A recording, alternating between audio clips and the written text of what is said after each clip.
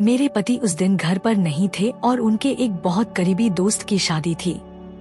चूंकि वे बिजनेस के सिलसिले में बाहर गए हुए थे, मुझे अकेले ही उस शादी में जाना पड़ा।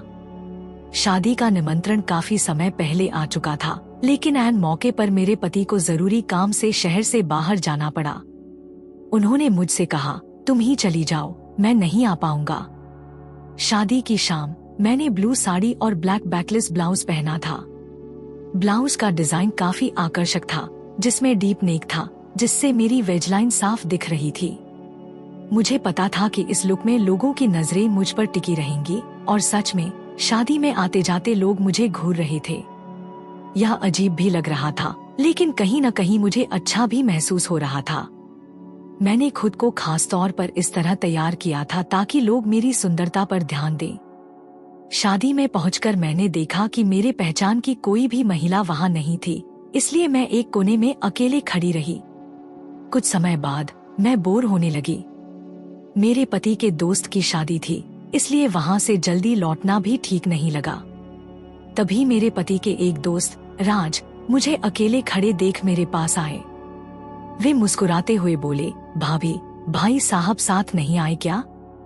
मैंने उन्हें बताया कि मेरे पति बिजनेस के सिलसिले में बाहर गए हैं और इसलिए मैं अकेली आई हूँ। राज ने कहा, कोई बात नहीं भाभी, मैं हूँ ना आपके साथ। चलिए कहीं बैठकर बातें करते हैं। हम दोनों कुर्सियों पर जाकर बैठ गए और बातें करने लगे। कुछ ही देर में राज के दो और दोस्त परम और जय भी वहां आ गए। मैं उनसे भी परिचित थी, क्योंकि वे कभी कभी मेरे घर आते थे।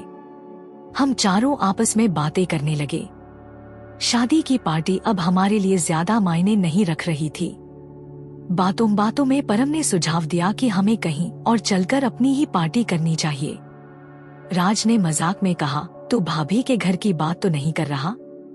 परम हंसते हुए बोला, हाँ सही समझा तूने, भाभी भी यहाँ बोर हो रही होंगी। मैंने भी मुस्कुराते हुए कहा, हाँ मैं तो काफी देर से बोर हो रही थी। उनके कहने पर मैंने समय देखा, रात के 10 बज चुके थे। फिर हमने फैसला किया कि घर जाकर मस्ती करेंगे। हम सब कार में बैठकर मेरे घर की ओर रवाना हुए।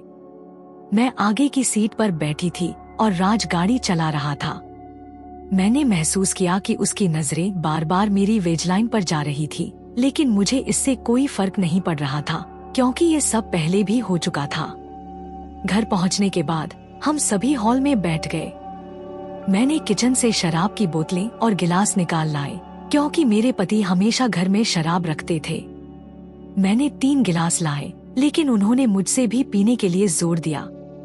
मैंने मना किया, लेकिन वे तीनों जिद पर उतर आए कि मुझे भी उनके साथ पार्टी में शामिल होना चाहिए।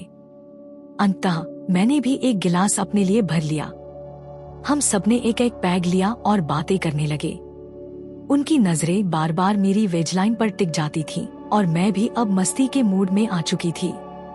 थोड़ी देर बाद राज ने म्यूजिक लगाने को कहा। मैंने म्यूजिक सिस्टम ऑन किया और हल्का म्यूजिक चला दिया। हमने एक और पैग लिया और अब माहौल पूरी तरह से मस्ती भरा हो गया था।